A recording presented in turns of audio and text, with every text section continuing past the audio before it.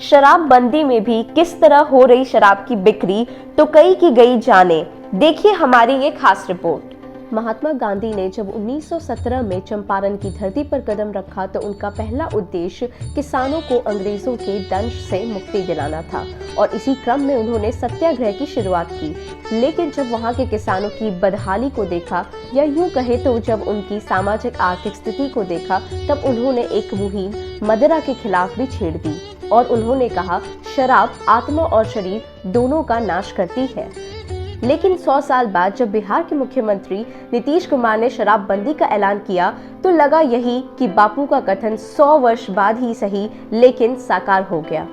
याद कीजिए, जब दरभंगा में नीतीश ने यह बयान देकर शराबबंदी के खिलाफ चल रही मुहिम की हवा निकालने की कोशिश की थी, तब उन्होंने संविधान का हवाला देते हुए कहा कि शराब पीना मौलिक अधिकार नहीं है।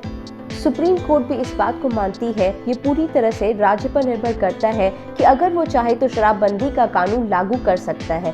लेकिन बीतते वक्त के साथ इस मुहिम में सेंध लगनी शुरू हो गई। जगह जगह से शराब पीने और खुलेआम बांटने की खबर आने लगी।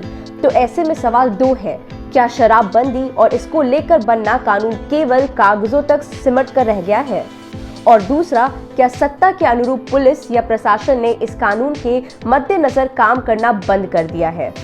क्योंकि हाल ही में हुई वैशाली की घटना ने सरकार और प्रशासन पर कई प्रश्न चिन्ह लगा दिए।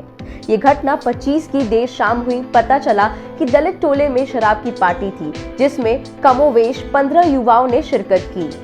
शराब पीने के कुछ देर बाद ही उनकी तबीयत बिगड़ने लगी और उनमें से 2 की मौत हो गई। बाकी 3 को आनन फानन में पीएमसीएच लाया गया, जहां उन्होंने भी दम तोड़ दिया। घटना की खबर पर प्रशासनिक अमले में हड़कंप मच गई। पुलिस कथित तौर पर मुस्तैद हो गई। लेकिन सवाल तो फिर उसके आगे का है, क्योंकि केवल वैशाली में शराब मिली बात बस इतनी भर नहीं है।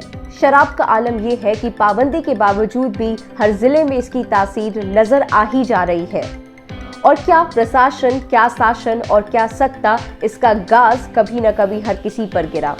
लौट चलिए नवंबर 2020, जब राम सूरत राय के भाई से जुड़े स्कूल में शराब की बड़ी खेप पकड़ी गई थी और जब मार्च तक उन पर कोई कार्रवाई नहीं हुई, तब जाकर मार्च 2021 में नेता प्रतिपक्ष तेजस्वी यादव ने सदन में मामले को उठाया। इतना ही नहीं, गिरफ्तारी नहीं होने पर तेजस्वी यादव ने सीएम आवास का घेराव करने की बात कही थी, मगर न तो गिरफ्तारी हुई न ही सीएम आवास का घेराव हुआ। तो क्या ये मान लिया जाए कि कानून व्यवस्था को अमली जामा पहनाने में ये सरकार नाकाम होती चली, या फिर अपनी ही बनाई जाल में सत्ता फंसती चली जा रही है? तो फिर लौट जाइए 100 साल पहले, जब गांधी चंपारण आए थे और नीलाहों के अत्याचार के खिलाफ आंदोलन की शुरुआत की थी, जो बाद में देश की आजादी के लिए एक बड़ा प्रयोग साबित हुआ। यही उनकी कही गई बातें या उनका संकल्प आज भी उतना ही कारगर है जितना 100 साल पहले था।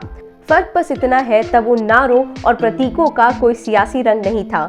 मौजूदा वक्त में चाहे कोई पार्टी या नेता हो, सब ने बापू या उनके उठाए कदमों को राजनीति का रंग दे दिया। और उनके शराब को लेकर कथन ने कैसे 100 साल बाद पूरे बिहार की राजनीति को मत दिया। लेकिन मुश्किल केवल इतनी भर नहीं है कि बापू के कथन को केवल नीतीश ने पकड़ा, बल्कि केंद्र की सत्ता ने भी उनके चश्मे और खादी के अक्स तले कैसी सियासत, उसे भी सबने देखा। लेकिन बात उस पर कभी और होगी। ऐसी ही स्पेशल रिपोर्ट्स देखने के लिए देखते रहे द गर्दा। हमारे चैनल को लाइक और फॉलो करना ना भूलें।